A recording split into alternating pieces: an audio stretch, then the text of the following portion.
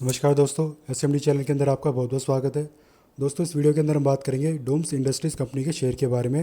दोस्तों, आपको पहले मैं अपडेट कर दूं, आज यानी 8 अगस्त को अब से कुछ ही देर के बाद जो है इसके क्वार्टर 1 के रिजल्ट डिक्लेयर होने वाले हैं। तो देखना होगा दोस्तों, आज इसका जब रिजल्ट डिक्लेयर होगा वहाँ पर कंपनी का प्रॉफिट बढ़ता हुआ हमें देखने को मिलेगा या घटता हुआ आएगा। इसके अलावा दोस्तों, इस वीडियो में हम अपने इंपॉर्टेंट डिमांड और सप्लाई जोन के बारे में बात करेंगे। क्या हमारे शॉर्ट टर्म के टारगेट हो सकते हैं, प्रॉफिट बुकिंग हमें कहाँ करनी चाहिए, क्या इसमें हमारे लॉन्ग टर्म में टारगेट निकल कर आ रहे हैं, इन सब के बारे में हम बात करेंगे दोस्तों।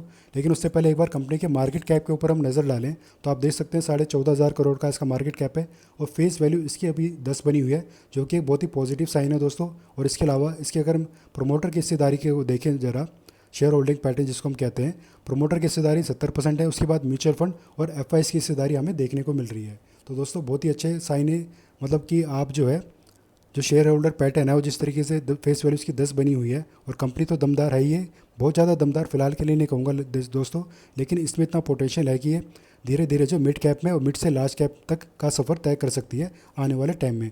तो आप डेफिनेटली दोस्तों इसमें एक बार जरूर सोच सकते हैं कि अपने पोर्टफोलियो का इसको हिस्सा बनाना चाहिए या नहीं बनाना चाहिए। हालांकि आपको बनाना चाहिए इसको अपने पोर्टफोलियो का हिस्सा।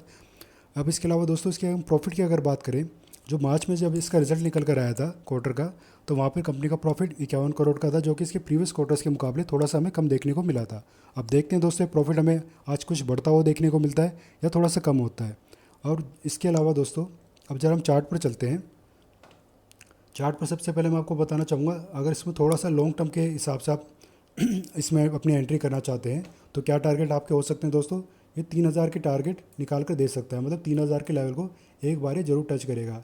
हालांकि इसका लाइफ हाई है दोस्तों वो 3,064 का है, लेकिन इसमें अगर आज रिजल्ट अच्छा आ जाता है और ट्रेंड बुलिश ट्रेंड स्टार्ट हो जाता है तो एक बार फिर से जो हमें 3,000 के आसपास जाता हुआ देखने को मिल सकता है। तो एटलीस्ट 3,000 के टारगेट के लिए आप इसमें खरीदारी करके चल सकते हैं, या फिर आपने करंट लेवल पर खरीदारी कर रखी है और ज़्यादा नहीं, मतलब 1 साल तक का आपका नज़रिया है, 6 महीने या 1 साल तक का, तो 6 महीने के आसपास या उससे पहले भी हमें 3,000 के लेवल के पास जाता हुआ देखने को मिल सकता है। और जब भी 3,000 के आसपास जाएगा दोस्तों, तब हमें देखना होगा कि वहाँ पर सस्टेन करता है या वहाँ से नीचे आता है प्रॉफिट बुकिंग करता हुआ। हालांकि जब भी 3,000 के पास जाएगा दोस्तों, मेरी पूरी कोशिश रहेगी उस टाइम आपको अपडेट करने की और अपने नए टारगेट कैलकुलेट करके आपको बताने की क्या हमारे इसमें नेक्स्ट टारगेट हो सकते हैं या फिर इसमें प्रॉफिट बुकिंग अभी और आ सकती है। क्योंकि जब भी नया लाइफ हाई बनता है किसी स्टॉक में दोस्तों, एक बार के लिए प्रॉफिट बुकिंग स्टॉक में आती ही आती है, जैसे कि हमें देखने को मिल रही है। हालांकि अब जो है दोस्तों अपने डिमांड जोन के पास आया हुआ है और डिमांड जोन जो है इसके वो बहुत ही मजबूत है। डिमांड जोन का मतलब यानी कि सपोर्ट लेवल, पहला सपोर्ट का कहाँ है हमारा 2214 और दूसरा है 1976। अगर किसी वजह से दोस्तों इसका रिजल्ट थोड़ा सा अच्छा नहीं आता है, नेगेटिव रिटर्न आ जाता है, नेगेटिव का मतलब मेरा ये नहीं दोस्तों कि माइनस में प्रॉफिट आए, मेरा नेगेटिव से कहने का मतलब है पिछले क्वार्टर के प्रॉफिट के मुकाबले थोड़ा सा प्रॉफिट घटता हुआ हमें देखने को मिल जाए, तो पहला सपोर्ट दोस्तों हमारा ब्रेकआउट होने के ब्रेक डाउन होने के चांसेस होंगे।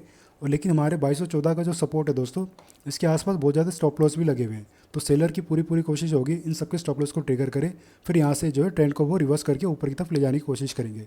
हालांकि 1976 का जो हमारा सपोर्ट है दोस्तों, इसके पास से ही इसके घूमने के चांस होंगे। ये सिनेरियो कब बनेगा, जब इसका ब्रेकडाउन हो जाए। और ब्रेकडाउन क्यों होगा दोस्तों, अगर रिजल्ट इसका हमें अच्छा देखने को नहीं मिल रहा, ये रीज़न होंगे इसके ब्रेकडाउन होने के सपोर्ट के। अदरवाइज रिजल्ट अच्छा आ जाता है और अपने रेजिस्टेंस के पास जाने की कोशिश करता है, जो कि है 2558। यहाँ से एक रेजिस्टेंस फेस करके अगर नीचे आता है दोस्तों, तो अपने इसी सपोर्ट से सपोर्ट लेगा दोबारा 2214 के आसपास, फिर दोबारा से तेज़ी की तरफ जाने की, तेज़ी का एक ट्रेंड बनेगा और ऊपर की तरफ जाता हुआ हमें देखने को मिलेगा। हालांकि दोस्तों, अगर किसी ने कल के दिन ख़रीदारी करिए इस हिसाब से कि अगर रिज़ल्ट अच्छा आएगा तो मैं तेज़ी के साथ इसमें से एग्जिट कर जाऊंगा। अगर रिज़ल्ट हमें अच्छा देखने को मिल जाता है तो 200 दिन के मूवी एवरेज तक दोस्तों आप अपनी पोजीशन को होल्ड कर सकते हैं। जैसे ही इस 200 दिन की मूवी एवरेज को टच करेगा तो जो जिन्होंने शॉर्ट टर्म के लिए इन्वेस्टमेंट करी है वो यहाँ से अपनी प्रॉफिट बुकिंग करके एग्जिट कर सकते हैं। ये काफ़ी अच्छा लेवल होगा उनके लिए। वहीं जैसा कि मैंने आपको बताया, हमारा पहला रेजिस्टेंस है 2558, दूसरा है 2852। ये हमारे प्रॉफिट बुकिंग की रेंज है, यानी कि सेलिंग की रेंज है। इनका ब्रेक आउट होना थोड़ा सा मुश्किल होगा दोस्तों फिलहाल के लिए, इतनी आसानी से और इतनी जल्दी इनका ब्रेकडाउन होना थोड़ा सा मुश्किल होगा। इन दोनों लेवल का ब्रेकडाउन करने के लिए, ब्रेकआउट करने के लिए बहुत ही अच्छे रिजल्ट की हमें ज़रूरत है और कोई पॉजिटिव न्यूज़ आने की भी ज़रूरत है।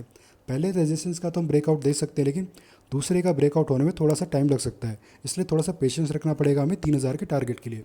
और जो लेवल्स मैंने आपको बताया दोस्तों डिमांड और सप्लाई जोन के, इनको आप जरूर नोट करके रख लेगा। आपकी जो भी स्ट्रैटेजी है स्टॉक के रिगार्डिंग, ये अपनी स्ट्रैटेजी में इनको अपना एक बार जो है अपना के देखिएगा इन लेवल्स को। ये आपको ज़रूर कुछ ना कुछ फ़ायदा पहुँचाएंगे ही पहुँचाएंगे। और अब तक दोस्तों जो भी मैंने जानकारी आपको देने की कोशिश करी है इस वीडियो के अंदर, अगर आपको कहीं से भी थोड़ी बहुत यूज़फुल लगी हो, अच्छी लगी हो, तो वीडियो को लाइक करना, चैनल को सब्सक्राइब करना। धन्यवाद।